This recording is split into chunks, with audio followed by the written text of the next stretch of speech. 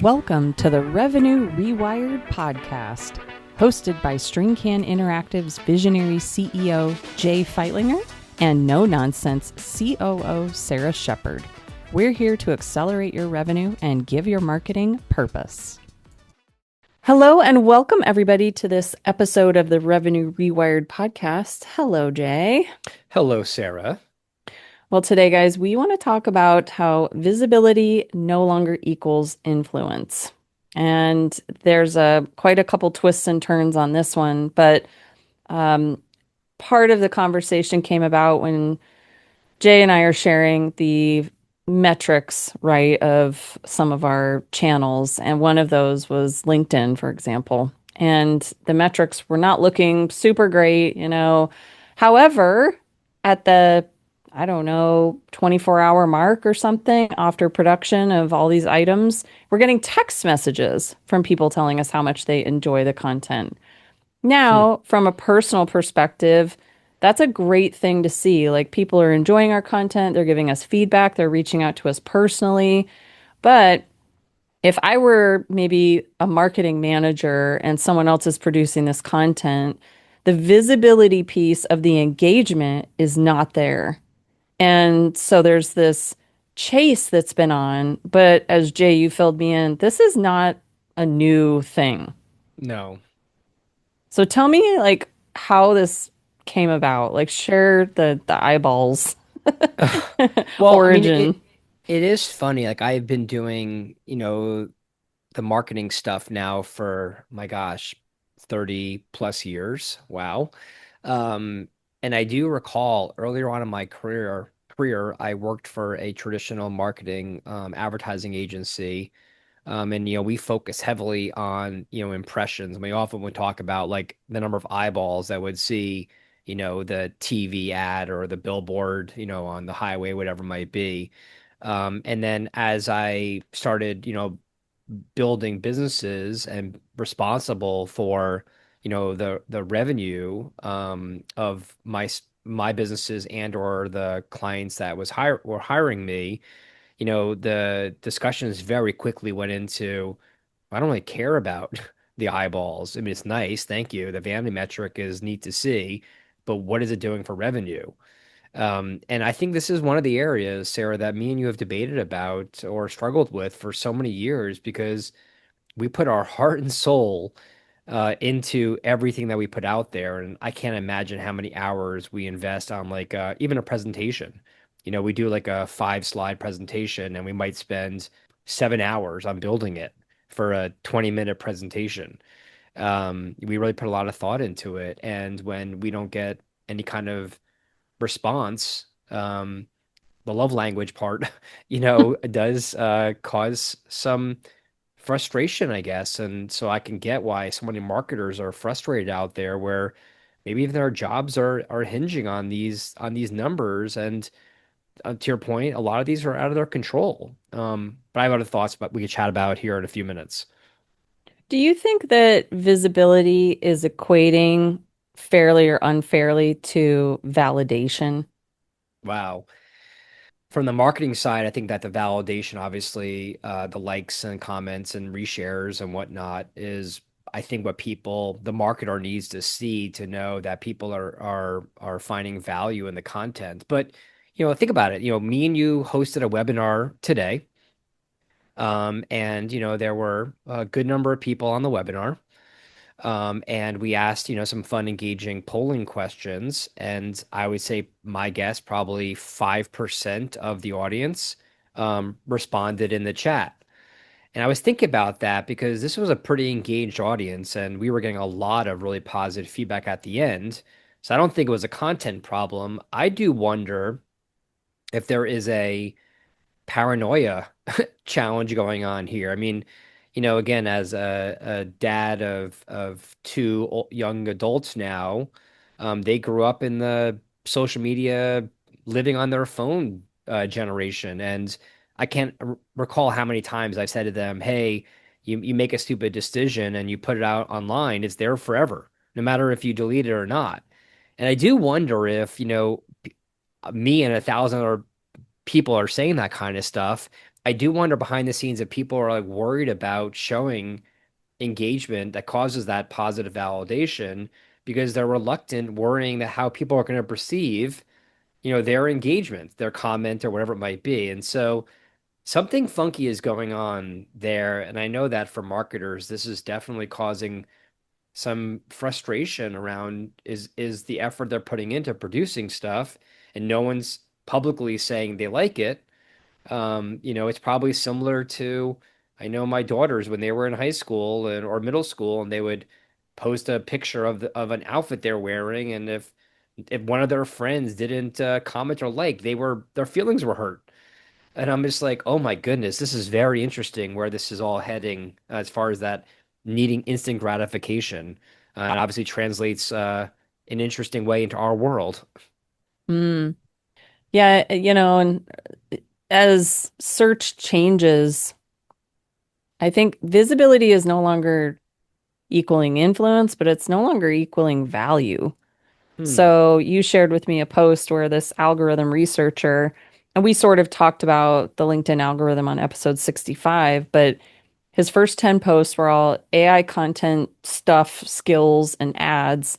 And even that guy can't find his own network in his own feed. And so then you're thinking, like, well, what is the point of cultivating interest in my own like ecosphere of social media or just education in general if I can't get served up the things that I like? It's kind of taking this strange flip to me where you're getting served on an algorithm, but it's not the whole picture. And so sales teams are now having to do so much more work, and it's so much harder just to reach a baseline conversation with someone. I was thinking about that. Me and you had this conversation about how like the world of social media, it's changing so much, and where it's not really social anymore. It's more like interest media. From the business side of me, I'm so beyond intrigued because I find myself constantly thinking about, how that platform, LinkedIn or Google, whatever, how they're obviously adjusting their algorithms to ensure that they're getting shareholder value and growing their business. And so, I think again, I'm noticing a huge uptick in people complaining now publicly on LinkedIn, for example, where they're like, I am so tired of everything I'm seeing in my feed. Someone trying to sell me some random AI lead generation nonsense of a service. And they're like, I'm just begging for my feed to now be my peers, my clients, my audience. And I think that's a very interesting struggle that we have to understand that we have to deal with because the platforms do deserve to make money. But I think people are getting frustrated is that it seems like it's going too far down the algorithm model of we think that you'll stay on our platform longer by showing you this stuff. And it's often, regurgitating the same thing over and over again. My mindset is I wonder how, I would say 10 years ago, I would have been like, oh my gosh, the cost to try to beat out another business platform like LinkedIn, I think would be very expensive. But now I'm wondering, like, how soon is it going to be where a smarter, platform is going to be launched to replace it? Because LinkedIn right now, from a B2B perspective, is really the only, like, in theory, the only platform that, you can go to have, in theory, proper business engagements. But people are just getting so frustrated and upset with the nonsense on LinkedIn. I think that they're going to start seeing, more and more people dropping off the second their better alternative pops up. But again, from the marketing side, this validates at least, how important it is that the story, the audience, the positioning, all the things are so buttoned up because, there is truth to the algorithm that if your content isn't even perceived by the platforms as being of value, you're never going to be served to anyone. So at least we can see from the metrics perspective that our content is being served. It's just frustrating to your point before, where we're not seeing the engagement that we would have expected publicly. We're just only getting it, via text or emails. Hmm. Well, and you mentioned something called interest media. I think for those that may not have ever heard that phrase before, where is that coming from? Well, I've been noticing it being talked about a bit, and actually, Gary V actually had a little story about it, I think about a week ago. So maybe we can try to find it, Sarah, and put it into the show notes. Because he worded it in a way that I found very intriguing. But I think, there is obviously so much psychology that I'm noticing happening with a lot of these platforms where, the world has been a bit nuts, since COVID, with war and income, economy and all that kind of stuff. And I think there is a number of people out there that might go to these various different platforms for escape. And so I think the it's never been confusing that the social media platforms they make more money by the longer people are having a stickiness on their platform. That's why, again, if you remember in the day about the cat videos and all that kind of silliness, where it's like, hey, just put a cat or a cute baby in your stuff and you'll probably get better engagement, which obviously is sadly true, as we've tested in the past. Um, but I think that level of interest is the platform's algorithm smart enough to show the person, their member, on their platform, the content, and that person is interested in seeing what they're seeing, and then they go down this unique rabbit hole of just they if they watch one of those videos and the platform can see that, then they're obviously going to be like, oh, this person likes this kind of stuff. Let's show more of this so they'll stay on our platform longer. And that's really what they're trying to do is, one of their biggest metrics is time on site. And what's funny about that, even on the engagement side, is, that was a huge metric. I remember when Google Analytics got really, really popular many, many years ago. I would say within our first or second slide of those reports, we often would have this big discussion about how great the time on site is. And the more I thought about it, I'm like, there actually is a negative impact to that because if you're on the site too long and the site is a marketing site to generate, interest and leads, if we're seeing the time on site go up, it actually almost implies the site has a user experience issue. And so I just think it's funny from all of these metrics, how people perceive it, and how they're reporting against it in a positive or negative way.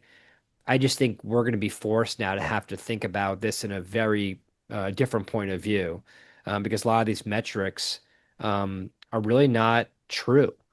I mean, look, for example, like you look at Google Analytics reports now, what percentage of the data is unknown or not set because Hmm. of mobile users and browser cookies been removed or secure browser sessions or incognito mode, like all these things are making like the data not at all the total story.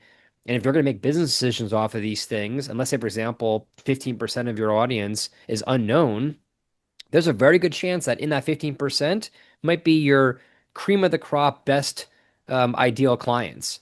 And if you make decisions off the data that's being presented to you and it's not telling the whole story, I think there's a lot of concern or paranoia we should have around how you're using that data to make, again, those really impactful decisions on where you invest time and money.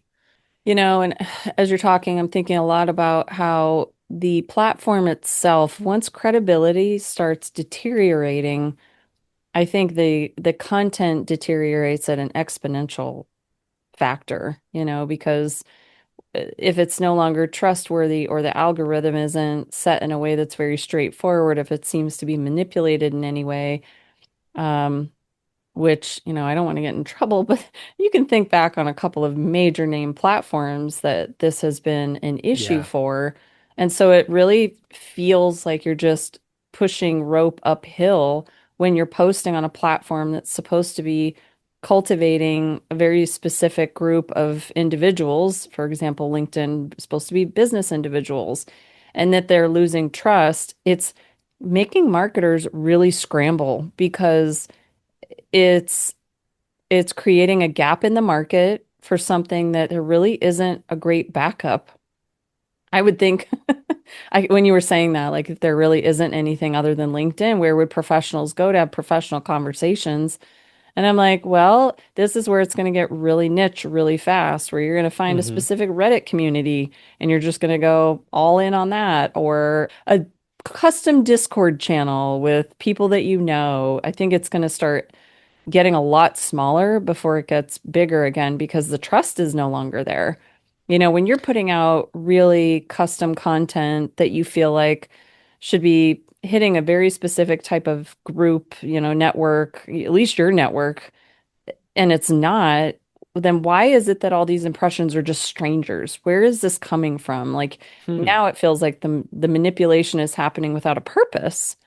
And there's a lot of social commentary that can go into social media or interest media in general, but where we also want to transition the conversation is this obsession, or like as the kids would say, like this low-key obsession with Oh my goodness. visibility is really hitting hard in AI recommendations Yeah. and how they feel like they're more of a referral, which is what I think LinkedIn used to feel like, where, the pursuit of that is not incorrect, but we're also putting a lot into something that is frankly in beta, you know?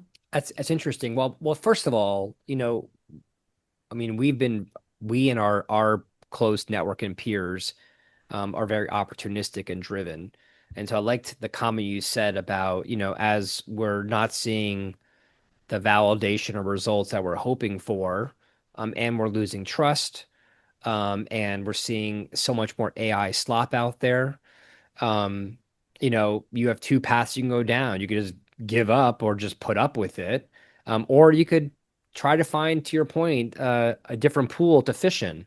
And that's the part I think is kind of exciting is it is giving other platforms an opportunity for people to go on there and increase the trust and increase engagement and create more of a niche, network. But then hopefully someone on the executive level of these very large, platforms like a LinkedIn or Facebook or Instagram or whatever, they're hopefully listening, and at some point in the near future, they're going to be starting to change because, I mean, me and you could do a whole set of series on the dark side of all of this stuff, and I don't want to go down the rabbit hole there because obviously it can get very interesting quickly. But I think there is still a lot of value in here, and so I think for me, it's like you got the research and development.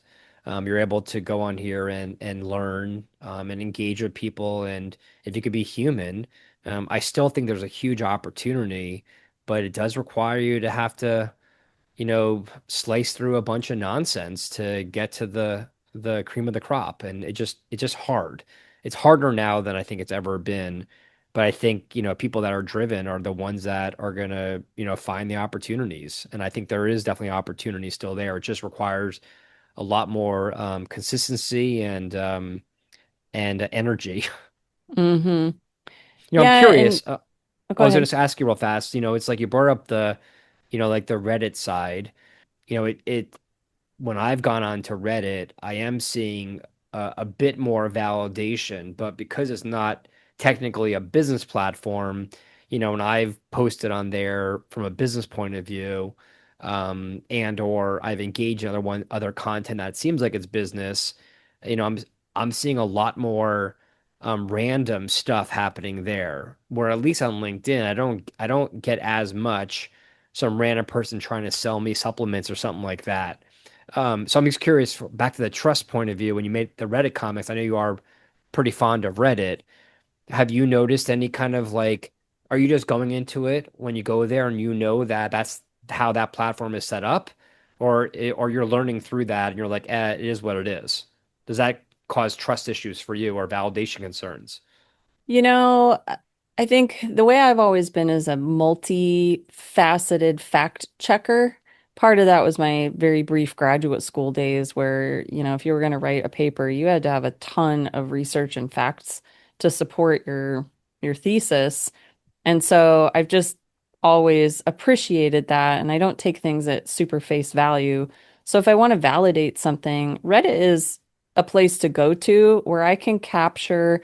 a generalized insight from a group of people on a specific topic.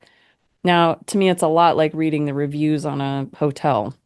You could have a great overall review, but if you read the few that are in there, it could be issues that are very important to you, and they have more clout as, 2 out of 100 negative reviews than the positive 98.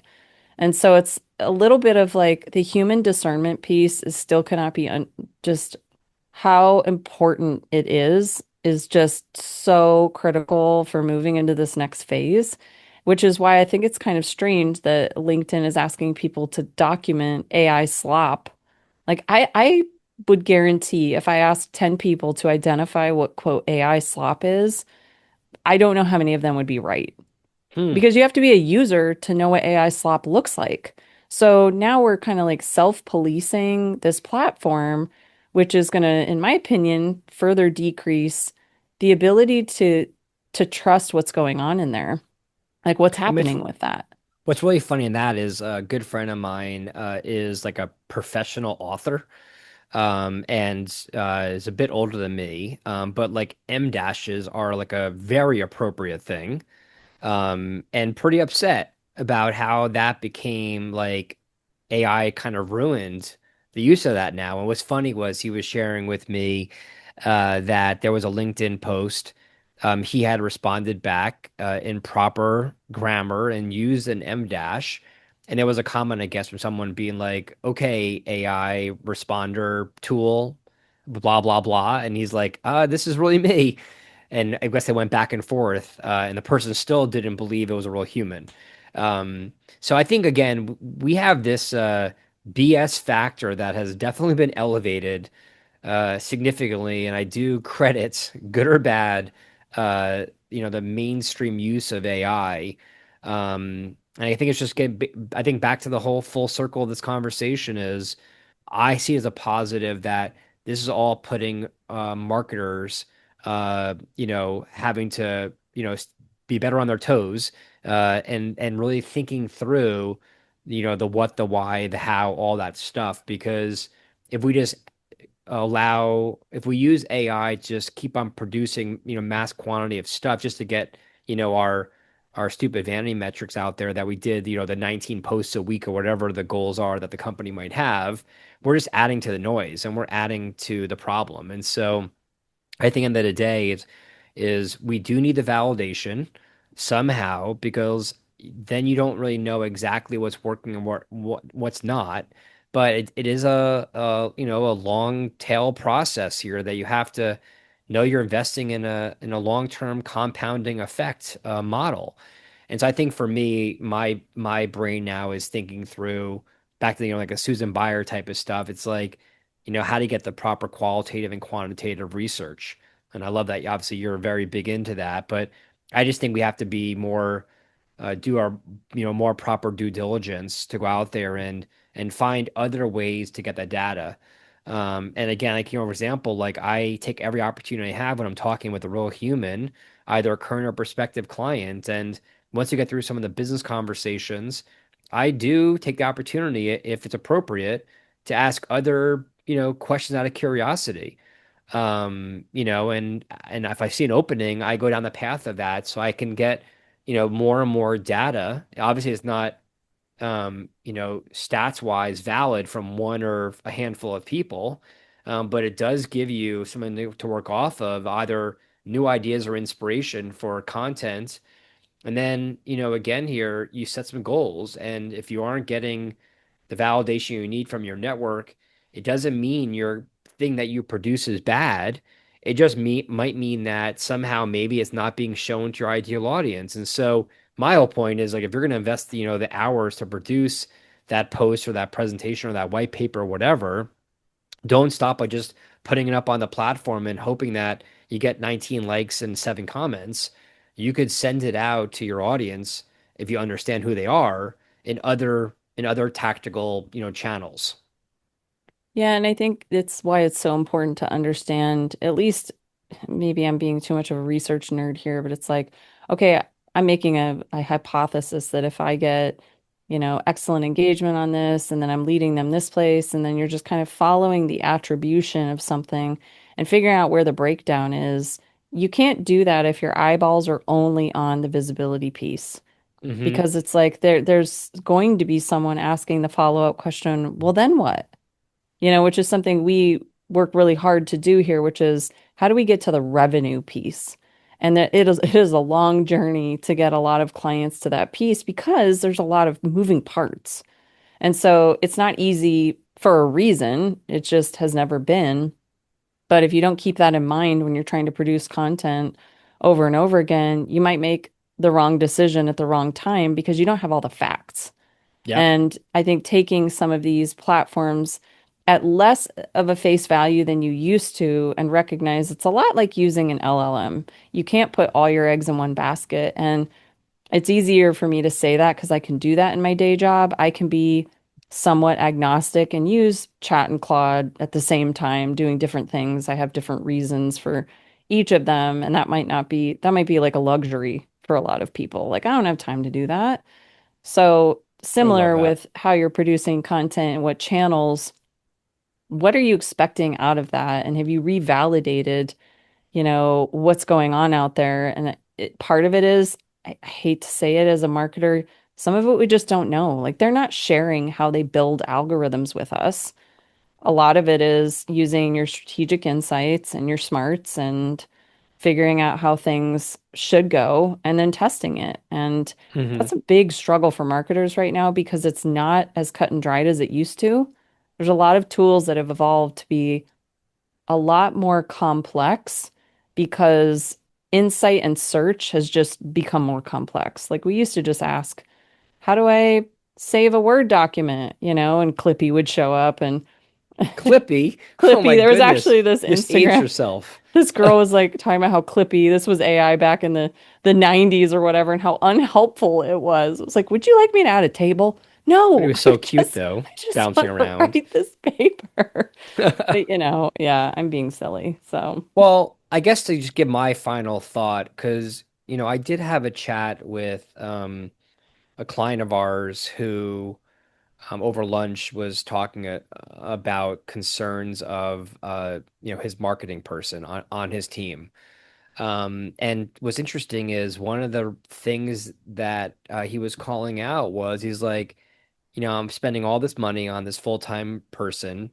She's doing all this content production. First of all, I hate that she asks me to have to read this stuff before she publishes on my account as a kind of a ghostwriter. But when, I meet with her and she shows me these numbers, I'm just like so unimpressed. And I just wonder if I have the wrong person in place. And so we honestly had a very similar chat, a little more customized to his business model. But I think for me, it's like, I think to close this out from my point of view, I think marketers need to understand the audience and who, not externally, but internally. That's usually where some of the stress comes from, who internally they're presenting these stories to, and they might need to understand and think about how to explain it differently, rather than making excuses. Because I think it'd be very fair to do that, to kind of articulate, hey, due to the algorithms and blah, blah, blah, this one only gets, one or two, likes or comments or whatever per post. And that's why it's not doing as well. I think that might be kind of a different story to tell. But what I do want to say on the flip side is to support the marketing people out there that that those that are trying really hard. I think it's like we do need the validation somehow. It's part of our again the love language, like I mentioned before. And when we're not getting it, it's really hard. And so I think when you get an executive who doesn't have a marketing or sales background, kind of like being overly negative around some of this, I think maybe as a team effort, rather than being like your content stinks, marketer, you aren't getting engagement, do more or do better, it might need to be, why don't we take a step back and have a more strategic conversation of kind of zig when everyone else is zagging? Because again, for me, to your point before, Sarah, I agree with you. I don't think anyone truly understands exactly, unless you're, the executives or owners over those huge platforms. But no one can argue that there's definitely a internal motivation that these algorithms are going to help keep people on their platforms longer so they make more money off of ad sales. Plain and simple. And so I think from a business point of view, I know that in the back of my mind, which is probably why I don't get as upset as other marketers because I'm like, okay, I think this content is great. I've heard from people that they find it of interest. They found some value in it. So we could send it to our clients, blah, blah, blah. And if I only get, 1 to 10 likes or whatever, I shouldn't not do more of it because of that, lack of validation. So I think to your point, this is going to be an interesting ride to see kind of where this goes. I think people are starving for the validation. There's going to have to be some kind of systems in place either to change how we're doing this and or to give us clearer metrics if possible. But I think it's going to definitely be a challenging ride. Yes, it is. And we're in it. We're in it for the long haul. I'm excited. I think it's gonna be fun. Yeah, I mean, we'll keep you guys abreast of what we're learning. So, please, as always, reach out to us at podcast@stringcaninteractive.com if you've got any insights, like how the algorithms are built. That would be great. Hmm. But otherwise, you guys have a great rest of your day. And Jay, thank you so much.